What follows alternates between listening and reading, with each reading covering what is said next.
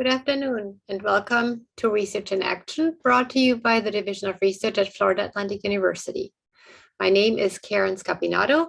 I'm the Senior Associate Vice President for Research at Florida Atlantic University and will be today's moderator. It is my great pleasure to introduce today's speaker, Dr. Danielle Groton. She earned her Ph.D. in social work from Florida State University. And while in Tallahassee, she was also the director of an emergency services center that served adults experiencing homelessness, refugees, and families in poverty. She currently is an assistant professor with the Phyllis and Harvey Sandler School of Social Work and conducts community-based research to identify and address issues related to homelessness and to optimize training and resources for agencies serving individuals experiencing homelessness. And with that, I'm going to turn it over to Dr. Groton. Thank you so much, Karen. So I'm going to share my screen. And hoping that everybody can see that and that someone will let me know if you can't. So as Karen mentioned, my name is Dr. Danielle or Danny Groton. And today I'd like to talk to you all about something that's really important to me, which is helping women escape homelessness. So what we're going to be talking about, if I can get my slides to go, there we go. I'm going to give an overview of why I'm interested specifically in talking about women. I do research with all individuals experiencing homelessness, but I really focus in on women, and I'm going to share with you why in just a few moments. And then we'll cover some of the common barriers that women face while trying to get into housing. And I'll close out today by talking about things that I'm doing to help end homelessness. And hopefully by the end of this, you will be super jazzed about wanting to end homelessness too. And I have some ideas for you all to do as you go about your days. So a little bit about me. So before we dive into the research, I wanted to really give you all some context onto how I started on this path. When I was in high school, I was in downtown West Palm Beach because I am a native, and I noticed a person that was getting harassed by people on the streets. This was a person experiencing homelessness. And I was on my way to get ice cream, but me and my friends stopped and intervened and offered that person to have ice cream with us. And from that conversation, I learned that a lot of the stereotypes that I had about people experiencing homelessness were wrong. So when I entered college, I had the opportunity to go on a volunteer trip and do outreach for people experiencing homelessness in Houston in the aftermath of Hurricane Katrina. And that really, for me, just solidified that this is something that I wanted to do. And I continued to work in homelessness services until I ultimately ended up working as a program director at this organization here at the Carney Center. And so while I was working at the Carney Center, I would work with both men and women experiencing homelessness. However, I would hear a lot from the women that were at this center about how they felt invisible. They felt like the services that were being offered often didn't seem to address their concerns and needs. For example, they mentioned that they wanted to look for work, but a lot of the work opportunities that they were being offered were more focused on things like construction and day labor. And even if they wanted to do those things, they felt like they weren't being realistically considered for those opportunities. And then they felt like a lot of other programs were very specific to looking at children experiencing homelessness, but not for the mothers or the women who are experiencing homelessness without children. And so I really wanted to address that. So what I found as I started to do research in this area is that women are a growing segment of the homeless population. In the 1950s, women only accounted for 3% of the total homeless population, 3%. But by the 1990s, that number went up to about 40%, and it remains at about 40% today. So women have unique barriers and concerns when it comes to homelessness. They're more likely to experience homelessness while with children compared to men. They're more likely to be experiencing homelessness as a result of domestic violence. They're also more likely to experience homelessness at a younger age. So I wanted to give you all a little bit of a snapshot into one particular community of women experiencing homelessness. And this is solely looking at women who were homeless without their children with them. What I sometimes might refer to as unaccompanied women experiencing homelessness. Now, to be clear, the majority of these women, about 90% of them, did still have children. They either had children that were grown and not experiencing homelessness with them, or they had family members or a guardian looking after their children while they were separately experiencing homelessness. So among these women, I just want to highlight a few things. You can see that very few of them reported having formal employment, but a vast majority of them reported that this was their first time experiencing homelessness. So not a lot of repeated homelessness happening here. And this is a sample of women in Florida, by the way. You can also see about 35% women experienced a domestic violence situation recently, and also around the same rate reported having a physical health concern and a mental health issue. Now, the substance abuse problem, this is self-report. And I like to give the caveat when I show graphics like this that things that we tend to be a little more reluctant to talk about or have stigma against them, like substance abuse, can sometimes be underreported.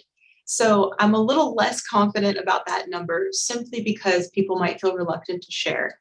But other research has found anywhere between about 7%, which is what is shown in this particular sample, all the way up to about 35% of rates of substance abuse among women experiencing homelessness. So it really just depends on, I think, the location and how comfortable people are talking.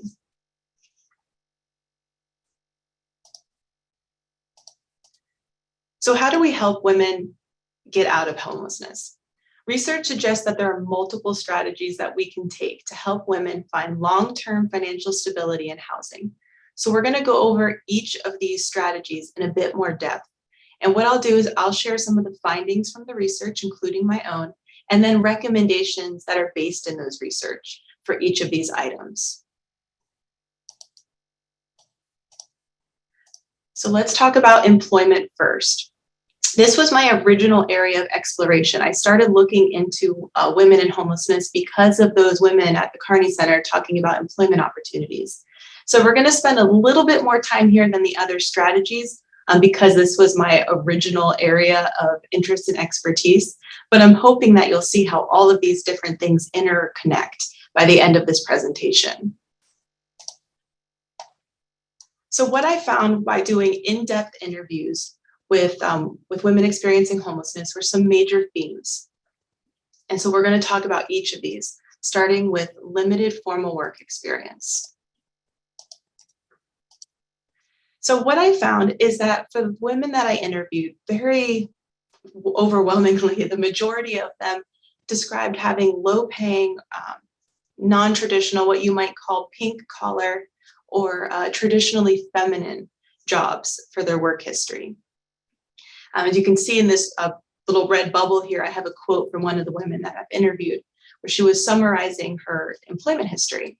And she's saying, I was working at Family Dollar, I was working as a home health aide in the day, Family Dollar at night, I've done customer service, I've done fast food. These are all jobs that are going to be lower on the pay scale and might also are more likely to be part-time and have that disproportionately female-dominated sectors. So another thing I noticed about women's experience in employment is that there were lots of gaps in employment. And these gaps were most frequently attributed to women needing to act as caregivers for their loved ones, whether it's children, an older family member, or their partner. While not quite as common, some women also described how they had incarceration in their history, and that period of time also kept them from having a consistent work history. So given that high rate of part-time work and gaps in formal employment, women described how they supplemented or gained income in other ways, like working under the table or bartering services. So a few different women described to me how they would do things like clean houses or provide home health care in exchange for room and board. But these were not formalized employment opportunities. And so for the older women that I've interviewed, this lack of formal employment led to issues for them because they didn't qualify for retirement benefits, and then were still struggling to find a consistent source of income well into their 60s and 70s.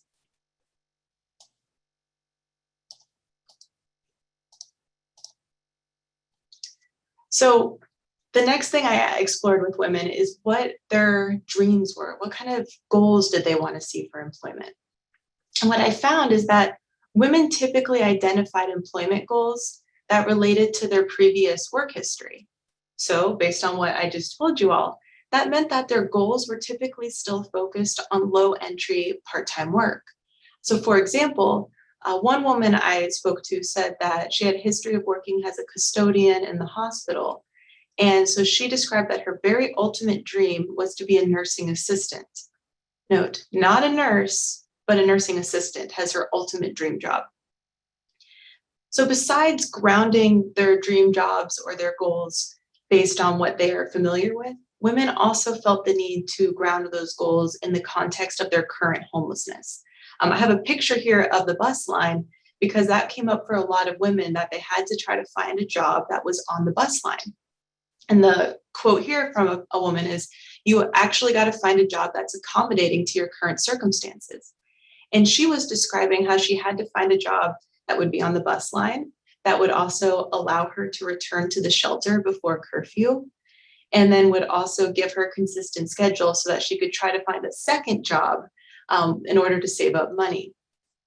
Women also described that they would use training programs and employment services that they knew were available to them.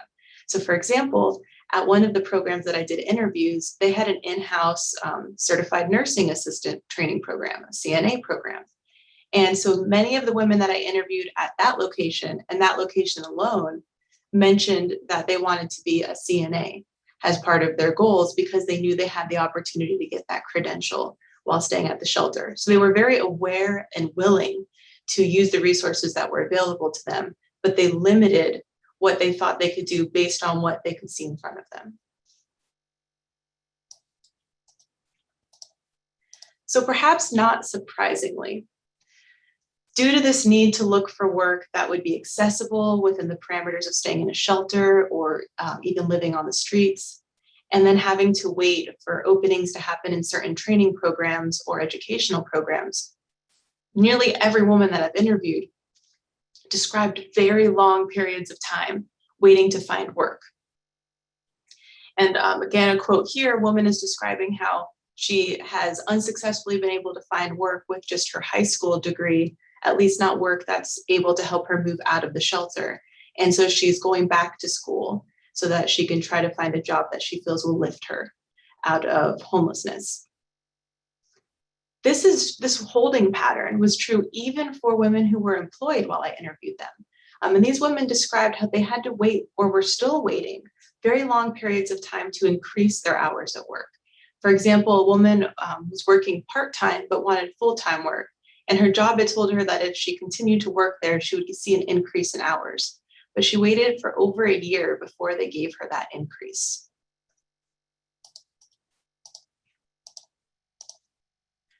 So while all of these things are considered barriers to employment, I also wanted to see exactly what women perceived as barriers to their own employment.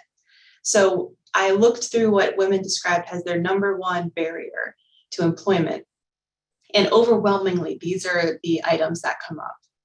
So stigma, and that's what the quote here is related to, is this fear or perception that employers are not going to hire them if they're discovered as a woman who's experiencing homelessness. With some, as you see in this quote here, employers telling the women directly that they won't hire them because they know what's associated with being homeless. As I mentioned previously, the need to find work that would be on a bus line. Transportation was a huge barrier for women as well, where they described issues getting to and from work. And some of the employed women that I talked to, they regularly mentioned how they would need to pay for cab fare because they were most likely to get jobs working unusual hours, like what we call the graveyard shift or overnight shifts. And the bus lines don't run at that time. And so they would end up spending almost half of their paychecks just getting themselves to and from work safely. Physical health was another major barrier. This very specifically because of living in congregate housing. I mean, here we are on a virtual talk during a pandemic. So I think we can all relate a little bit to that fear of getting sick, of being around people who are contagious. And so women living in shelter environments described how they would regularly get sick from the people around them, and that would make it harder for them to keep a job or to go look for work. And then other women described that they had chronic health conditions, such as hypertension or diabetes, that still complicated their ability to go to work. For example, one woman who was working and also diabetic mentioned how her work hours conflicted with the meal times at the shelter, and that she would have to sometimes pick between eating and getting to work on time, or having to spend some of the very little money she had saved on food on her way out to work. And she described how she wanted to save money, so she would try to just make it through her day without eating, and then would end up having very low blood sugar and fainting at work, which obviously wouldn't be an ideal situation for her or her employer. And then another issue is physical presentation. So I'm pretty sure everyone who's on this call right now has had some kind of meeting, interview, big day at work or school where you wanted to look your best. For women who are experiencing homelessness, they might not have that ability. They might not have access to nice, newer looking clothes, makeup. In some situations, women describe that they weren't even able to, take a shower before they went on their interview, or that they weren't able to run a comb through their hair. And how they felt this impacted them is, first, it hurt their confidence to feel like they didn't look their best, look their most professional going into an interview. But secondly, they felt like it also then bumped back up to that stigma that if they were visibly appearing to look homeless or like they were in poverty, that the employer would discriminate against them. And then finally, while this was only a barrier described by women with children with them, this was a very big barrier for those women. Trying to find childcare while looking for work, and then while having work, when childcare wait list for subsidized care is very, very lengthy. So women would describe how they would very frequently have to take their children with them to job interviews and talk about stigma. They felt like they were getting the stigma of being homeless, and also being perceived as a single mother, and the concerns that employers would have about them having childcare. And so all of these things led to some pretty significant barriers for them finding work. So how can we, adjust for this? There's a couple of different things that are recommended. First is services related to career planning for women who are experiencing homelessness. A lot of employment services focus on things like resume building and interview prep. And while this is very helpful for some people, this type of intervention still limits women to looking for jobs that are very likely to be low paying and part-time, and won't actually help them maintain long-term housing stability. So since the research has shown that women seem to create their employment goals based on what they're familiar with or what they know about, having somebody come in and show them lots of different options can help broaden their horizon, and they might be able to find something that's a really good fit for them. Another recommendation is to increase collaboration with local businesses and employers. This can help reduce stigma, to educate employers on really what it means to be homeless and what these women are going through. And then it also helps to see exactly what kind of jobs are out there, and goes back to that first step of helping women get connected to the employment opportunities that they may not already know about. Flexibility in services is also very important. Women have diverse needs. As I mentioned, for women with childcare or with children, childcare is going to be one of the top barriers for them. However, some of the women without children with them mentioned that any services that they went to as women seemed to be tailored towards mothers with children while experiencing homelessness. So being able to be flexible. I've worked with women who were getting their Ph.D.s while living in a shelter. And then I've also worked with women who never finished their middle school education. And so there's not going to be a one-size-fits-all approach to working with these women. And then finally, for women who are staying in housing programs, I've recommended to the housing programs that they need to think about reducing burden for these women, to allow women to come in late if they've been at work. And if they're working that third shift or that graveyard shift, to allow them to sleep in the morning or to get that rest. And then to also have access to to-go meals so that you don't have to choose between making it to work on time and eating that day.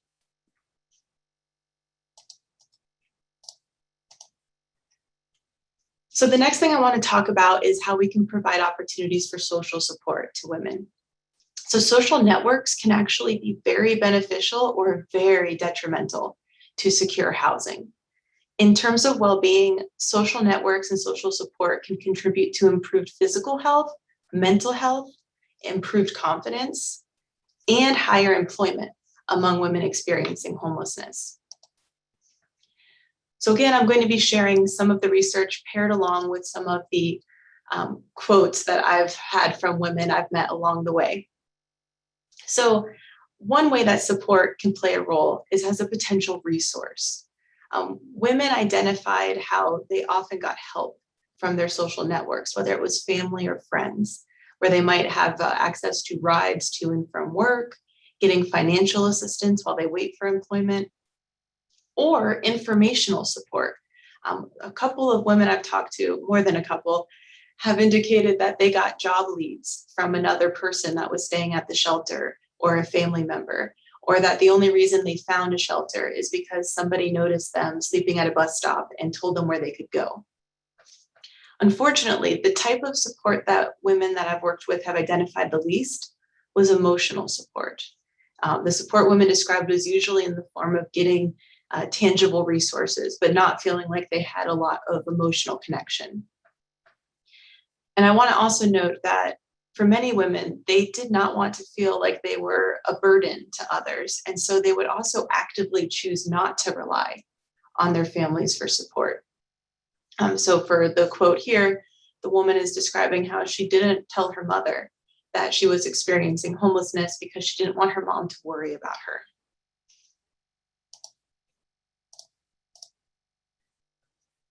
So while support could play a role of helping someone while they're experiencing homelessness, sometimes a loss of support was what led to homelessness. So for quite a few women that I've worked with, they've described how the death of a family member meant that they could no longer afford their housing. And that's the quote here. A woman described how she lost her mother, her husband, and her father all within a 6-year span. And while she didn't lose her housing immediately after, as a direct result of those deaths, she was unable to cope with all of that loss. And that led to her eventually losing her housing. So while some women described how it would directly lead to it, they might be living with the family member and the house was in their name, and then there's a sudden death, and now they no longer have access to that housing. More frequently, it was that women had trouble coping with the loss of a partner or a parent, and that would then indirectly lead to their homelessness.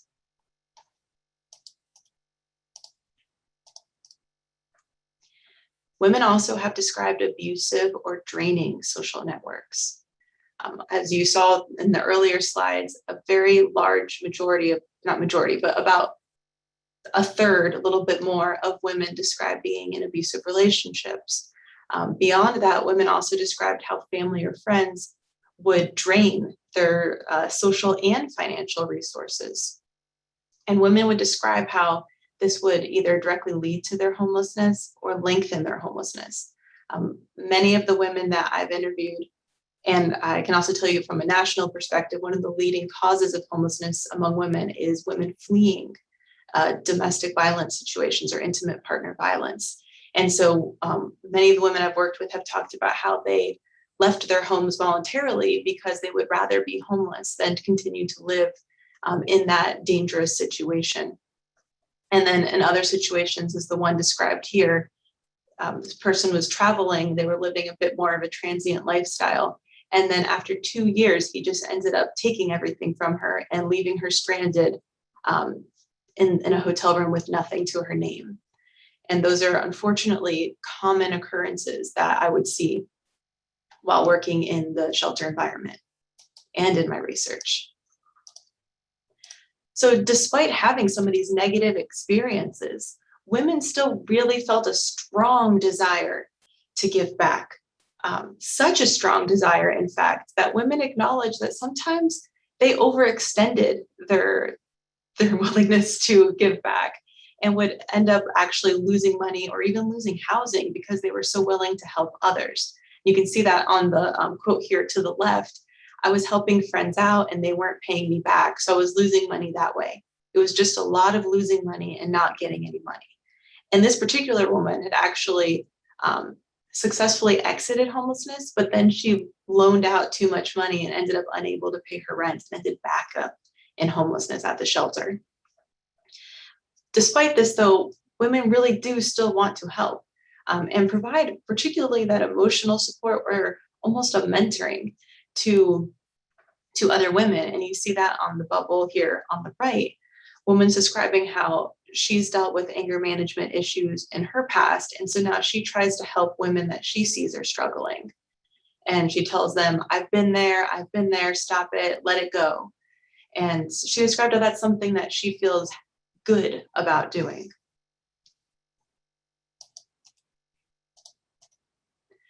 So how can we help to improve the social networks of women who are experiencing homelessness? Well, first, I think it's important that we consider social networks as both a support and a drain. We often think about social networks as something that is going to be positive. But for many women, these are things that, without proper boundaries, can become dangerous, or at least financially dangerous to them. So something I recommend to those who work directly with women experiencing homelessness in like a social services setting is to assess social support at intakes, to consider whether that needs to be a part of a client's goals. So for example, like having a curriculum about healthy relationships and building boundaries, or how to exit an unhealthy relationship, could be really important to women who are experiencing homelessness. And I want to also note that because the women that I've worked with and interviewed described unhealthy relationships that weren't just romantic in nature, but friends and family, that any kind of education about healthy relationships and coping after loss should include a variety of relationships. So because women also felt that strong desire to help others, it could be really beneficial to have mentoring programs for women who are experiencing homelessness and peer support groups. So having these types of mentoring relationships can really fulfill that desire to help, but will also provide a framework to model healthy relationships and expand women's social networks to include that emotional support that they did not seem to be having naturally. Now, peer groups and mentoring programs have both been shown to have promising outcomes with the general homeless population. So this isn't reinventing the wheel here. It's just taking something that we've shown to be successful largely and now focusing it to be specifically used to help women deal with the unique barriers and circumstances that women may be going through while experiencing homelessness. So we've talked about how employment was impacted by physical health and how social networks can lead to physical or emotional health issues. So now let's chat about how we can improve access for women to stay healthy while experiencing homelessness.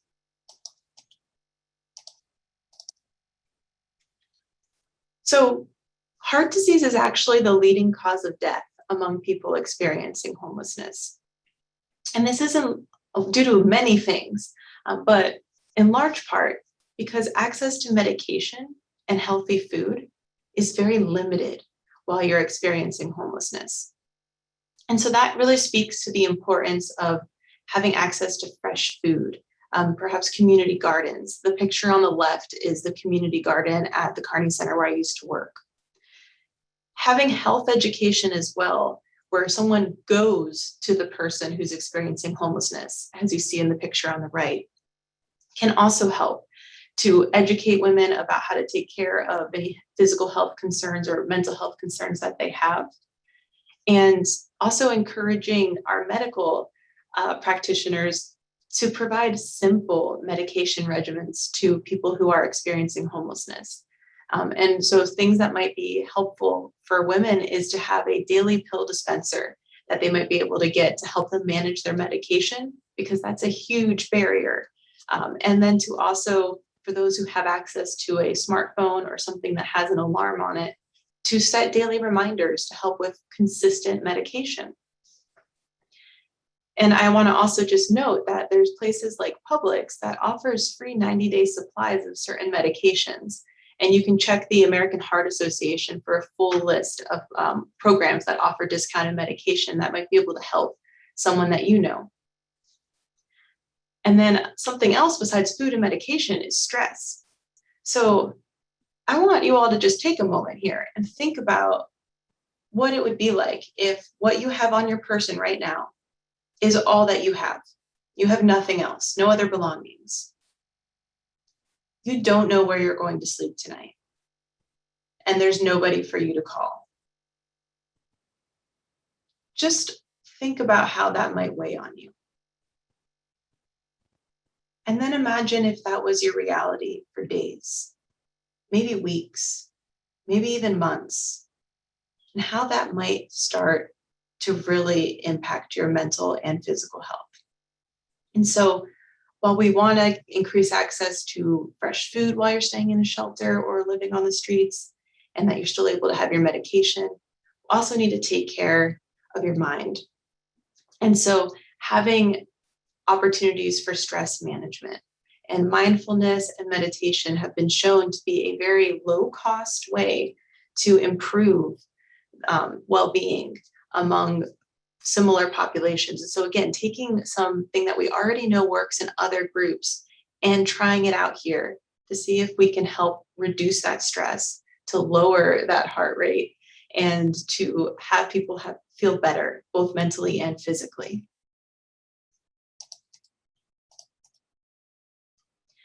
So some other things that we can do to improve access to healthcare is to be mindful of what the need is in your community. So the photo here on the right is a project that's ongoing with the College of Nursing and the School of Anthropology here at FAU. Andra Opalinsky from College of Nursing is the lead on this particular project. And she's with the College of Nursing. And what they found is they surveyed people experiencing homelessness in Broward County and asked them, what do you need? What's your greatest unmet health need? And what they found is foot health. I wouldn't have thought of that. I don't know if you all would have, but by asking the community directly, they found that that was the greatest unmet need.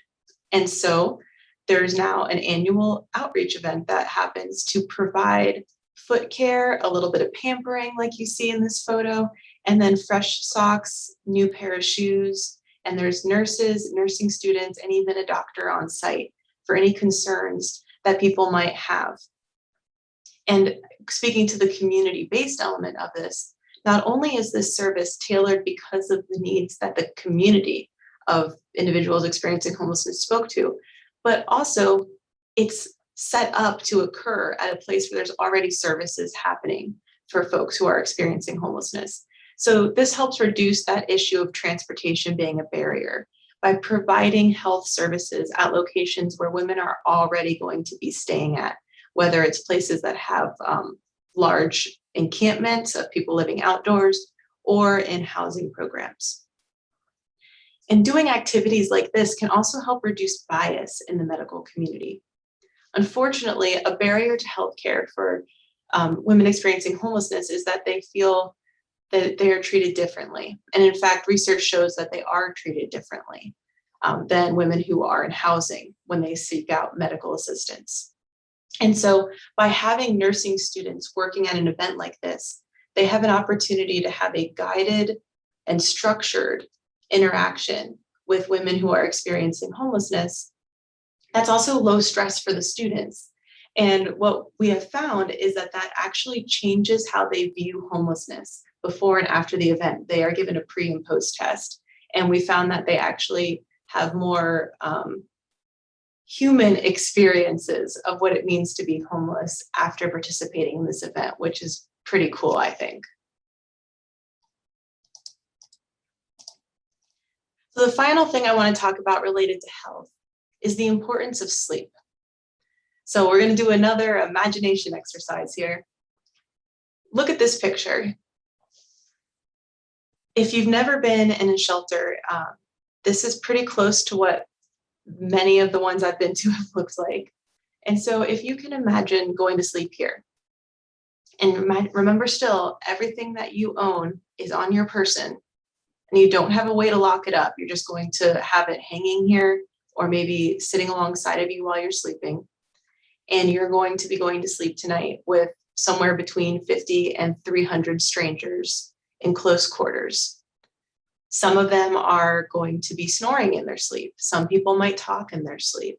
Some people might have their phone alarm set for 3 a.m. because they have to be at work at 5 a.m.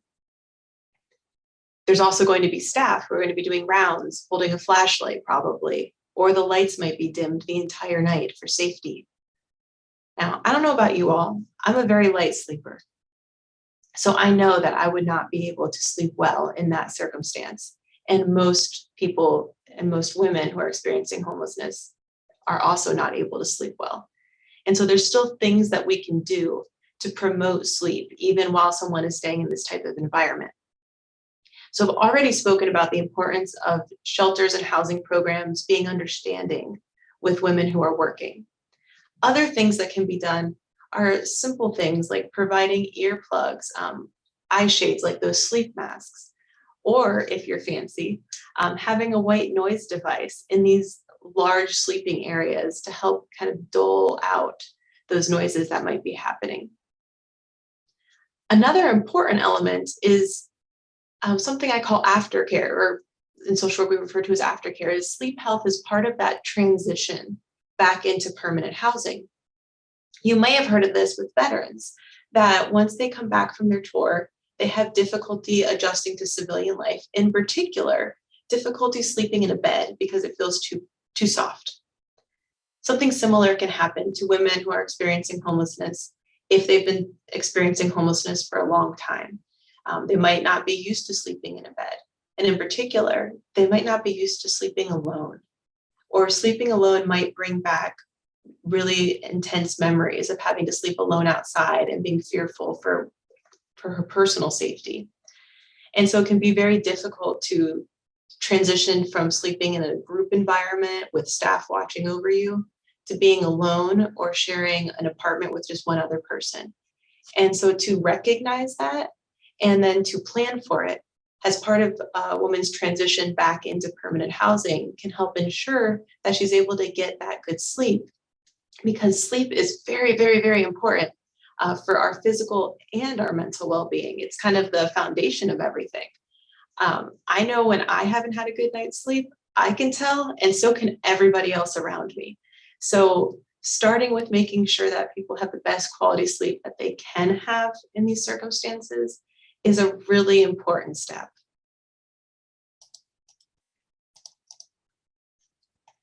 All right, so we've talked about employment, social networks, and health. So now let's talk about what housing should look like and my next steps, and hopefully your next steps too.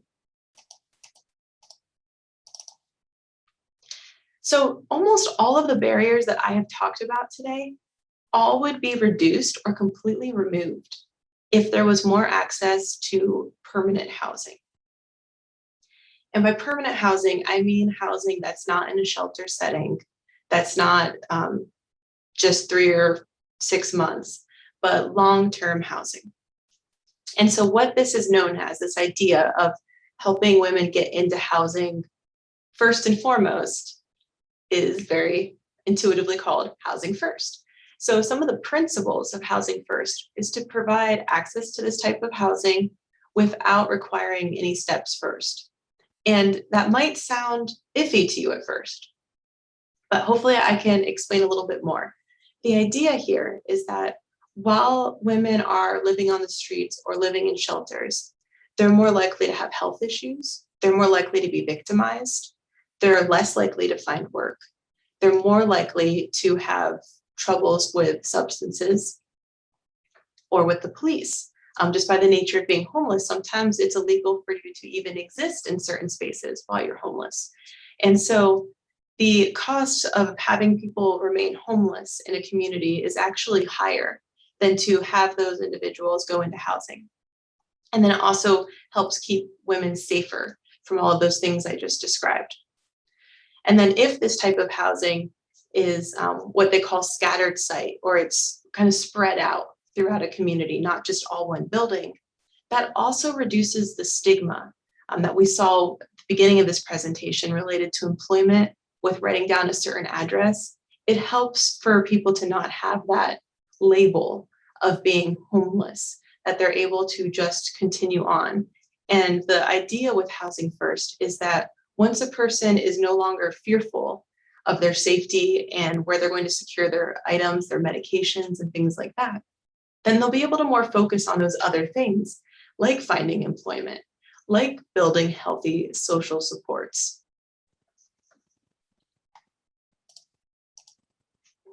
So aside from doing presentations like this, where I try to spread the good information about women experiencing homelessness and Housing First, I'm also working as part of a team. We're the Florida Homelessness Work Group. And this is a partnership with Dr. Sandra Fogel from USF and Dr. Tomi Gomori from FSU, and then Mona Duffus from an organization called Dawning's Family Services in Tampa, which provides housing to families experiencing homelessness.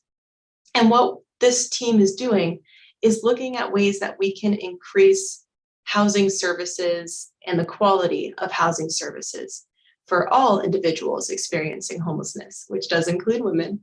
And so what we're looking at is how to support the staff at these agencies so that they feel like they have the resources that they can do the best job possible to get people back into housing.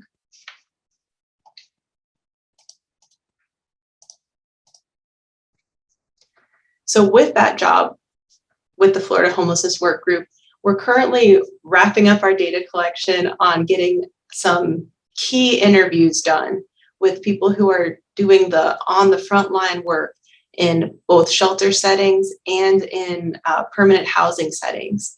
And then we're going to be creating a survey for the entire state and sending that out. So for those of you who might be working and joining us from an agency that provides housing in Florida, you will be hearing from me very soon.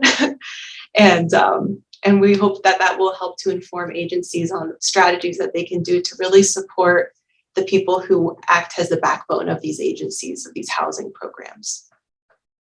Now, I mentioned sleep health before, and that is something that I am also working on trying to increase awareness of. So I am working on a project with another colleague here at the Sandler School of Social Work, Dr. Christine Spadola, where we are piloting a sleep health training. And part of this training very specifically addresses the sleep health concerns of people who are experiencing homelessness. And I've included one of the documents from this training on the right here on this slide.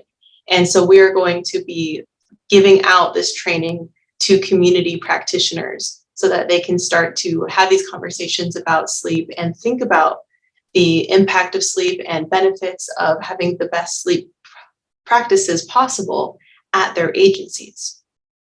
And then another project that is kind of ongoing and working on the next steps is I'm mentoring a now graduate student, Matthew Patterson, on his project looking at supporting college students experiencing homelessness. And so we are working now to make recommendations to universities on how they can best support students by identifying what the biggest barriers are for these students, as well as the things that they find to be most supportive. And so this is one of the images from that study where we were asking participants to take pictures of what it was like to be homeless while in college. And this particular person indicated that living in a dorm was the first time that she'd had her own place and that these keys meant so much to her. And I thought of this image while I was putting together this presentation because I want to help everyone have that feeling, to feel like she has finally found herself a home. So hopefully you also want to help women find their way home. And so I want to help you help them. So I have some tips on how to get started if you are interested in doing a little action. So if you have the ability and capacity to donate, there's going to be at most websites for agencies will have a list of things that they're particularly needing.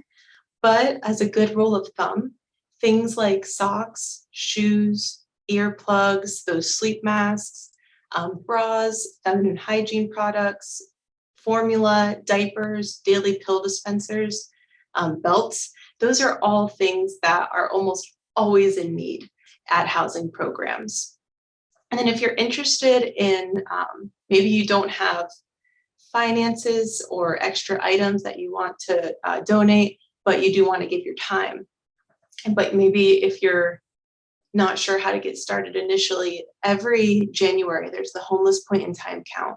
And that's a great opportunity to, again, you'll go with a group, you get some good structure, and you just talk to people experiencing homelessness and hear their story and finding out what their needs are. And that actually helps communities get money to support programs that are helping individuals experiencing homelessness.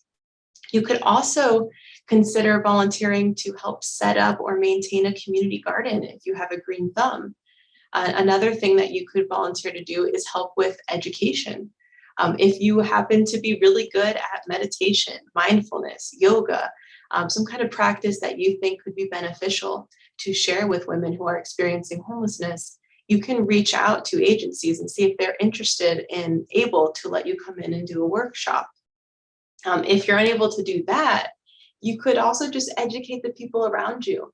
I've hopefully given you a lot of information today that you can take and spread that information to others to help reduce that stigma. Because at the end of the day, we need to help everyone see that a woman experiencing homelessness is just a woman. She just has a different housing situation than maybe another woman. So some ways that I try to break the stigma is, and you may have noticed, I like to use person first language by talking about women who are experiencing homelessness instead of homeless women. Because again, it's a woman, it's a person. It's not talking about homelessness as the first and foremost identity of that person. And we can advocate for each other to have some of these services, to have these types of workshops, to set up mentoring programs. And if nothing else, if you can't do any of these other things, then the thing I will challenge you with today is to at least try to recognize the humanity in each other. And what I mean by that is maybe you do this, maybe you don't, but very often if a person passes somebody on the streets who they think is homeless, they might avoid eye contact. They might not want to say hi. One of my most impactful days when I was working at that shelter was I happened to be passing by a client that I had just met the day before. And I said hi to him and I greeted him by his name. And he stopped. He stopped walking and his eyes teared up and he looked at me and said, "You remember my name." And realizing that just the simple act of remembering a person's name and that they weren't just an anonymous face to me, that it meant that much to that person, changed me. And I try my best to not shy away from eye contact with someone just because they may or may not be facing housing or financial insecurity. And so even that small act of saying hello to someone or waving at someone or just recognizing them as a person can go a really long way. And that is it for me. I thank you all for listening, and I will stop my screen share for any questions. Great, thank you so much. Very moving, Danny. You mentioned that you gave a really good list of things, what individuals can do to get started and maybe help on our own. I was wondering, is there any way to actually help homeless people who may be without a job, to get back into the job market? Is that anything that the community can help in any way with?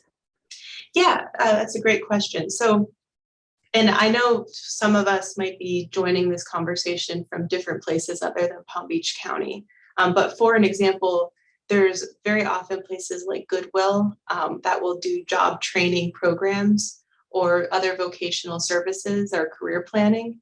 And so those are places that you could in your community just look up and see if there's a program like that that takes walk-ins. And so something that I will do is have some of that information, contact info. If I go somewhere, I'll grab a few business cards. And so if I see somebody who's looking for work or who is in need of services, I can give them that information or help to explain to them what to ask for when they reach out. And then again, for anyone out here who is interested in taking on a more proactive approach, you can also reach out to housing programs if you are an employer and you are looking for certain people and say, I would love to make a connection. From taking off my academic hat and putting on my old program director hat, I can tell you those were always the best phone calls when someone was like, I need 3 to 4 people and I need these types of skills. And like, if you could arrange for some interviews, and we would work above and beyond to try to make sure that we found really good fits because we wanted to protect that relationship. Great, thank you. Okay, just as a reminder to everybody, if you have a question for our speaker today, please post it in the Q&A button at the bottom of your screen. Okay, let me go through a few questions here. The first ones that came in were actually related to wording, I must say, Danny. So the first one is, you mentioned very early on your survey and that you're using substance abuse rather than substance use and substance misuse. The question here is, do you think you would get more honest results if you would pivot from substance abuse to substance use, for example? Oh, 1,000% yes. And I didn't go too much into the limitations of that particular data set since I didn't want to lose anybody in talking about like all of the statistical lingo, but that data comes from a federal survey, and that's the language that they use.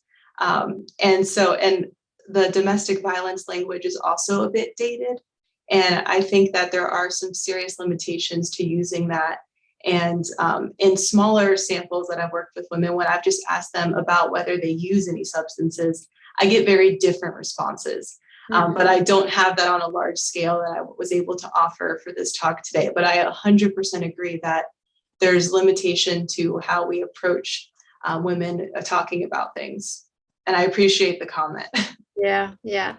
Coming back to the job. So here's a comment that a lot of families that have low income, they often have a family history of low income, and that even they have been living in poverty for generations. So they actually lack hope, and they may not even know that there are better paying jobs either out there or know how to go about to get into the better paying jobs. Do you see that, and do you have any suggestions on how to help there?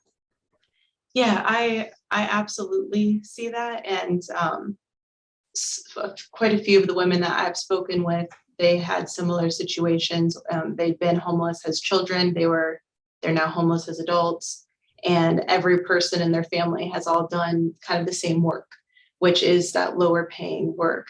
And so that's where I think the career planning and career education can go a long way. A lot of the services that I see offered in these settings are more focused on just getting a job, any job. But if you're not aware of other opportunities, and also if you might not have the confidence to think that you could go for some of those. So to have someone sit down and say, here's some of the skills that I see in you, here's where you might have a good match, you might learn about these things. I know for myself, I did career planning, and I was not originally in social work, and it was a career planning workshop that led me to this field. So I've personally benefited from it. And so I think that could help with some of that generational poverty and to see opportunities that might not otherwise be shown to someone. Okay, we're almost out of time. Let me go through a couple more questions here. One of them is if there's any research on the proactive role of local churches as they're supporting women in need and particularly homeless people. Are you aware, or do you have any information on the contributions that churches make to helping homeless people and homeless women? Yeah, so I'm a little less familiar with the research, so I don't want to speak out of turn, but I can say that partnerships that I've worked on in some of the research projects, such as that collaboration with the College of Nursing, the site that we actually go to provide that foot care is at a church. And so having our faith-based partners help with providing those services is very important. Now, I know some of the literature notes that if there's too many restrictions based on like requirements for someone to share the religion of those that they're getting the services from, then that can complicate things.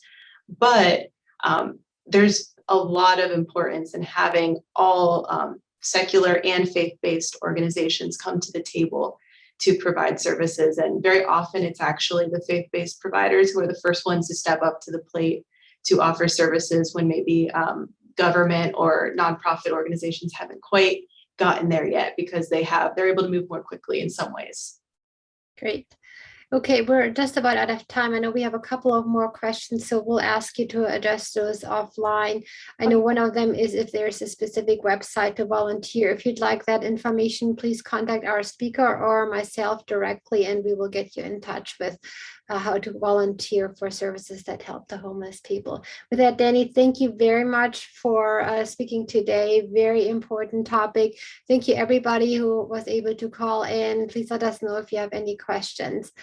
We'd love to follow up and be in touch with you. Thanks again, Danny. Have a great rest of your afternoon. Thank you all.